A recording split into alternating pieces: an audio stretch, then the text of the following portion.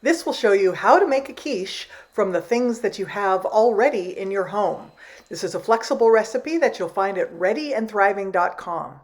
First step, preheat the oven 350 degrees Fahrenheit.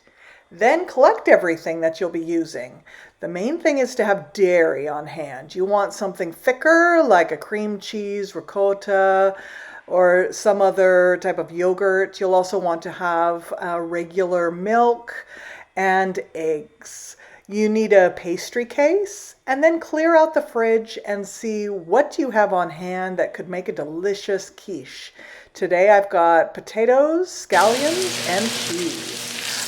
These potatoes are actually ones that I roast a full 5-pound bag and then make into something I can use in a lot of different food. The next step is to prepare your pastry case. First of all, just make sure to use your tart pan and put that pastry case directly into it. Then you'll want to make sure that it's in there, gets it into all the nice nooks and crannies.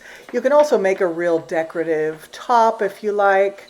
Here's a top tip if you're putting in pastry yourself. Take another bit of pastry to actually press in the edges first. That way you don't puncture or tear the pastry.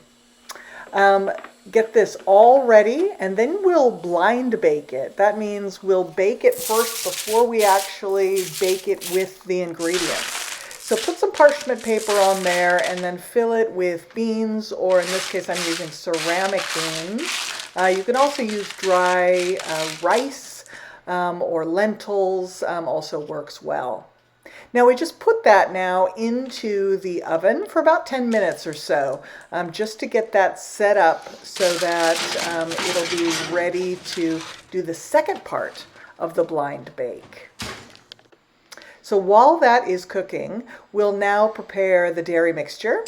So just use the thickest dairy that you have. In this case I have cream cheese, but this could be ricotta or yogurt or double cream.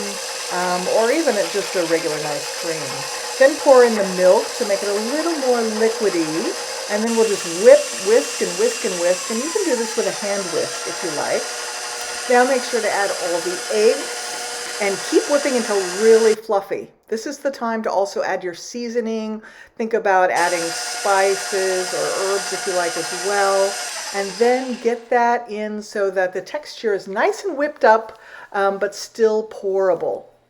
Now your blind baking is done, and just remove the parchment paper and the beans, poke a few holes, and then tuck that back into the oven to cook for about another 5 minutes or so until it's golden and set.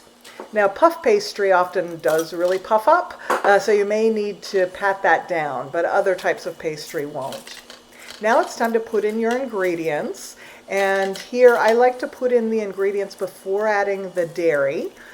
You can decoratively put it in, particularly things like asparagus and other vegetables you can put in so they look great. Or like I'm doing here, just make sure everyone gets a good and even amount of ingredients. If there's any missing seasoning, add that now as well, and then pour in the dairy mixture almost to the top, and you're ready to put that in the oven. Cook that now for about 45 minutes. It'll be set in the center and it'll look nice and golden brown. And then all you have to do is remove it, and it's ready to eat right away. Enjoy it. For more food recipes to extend food life, go to readyandthriving.com and make sure to subscribe to this YouTube channel so that you can get more great ideas.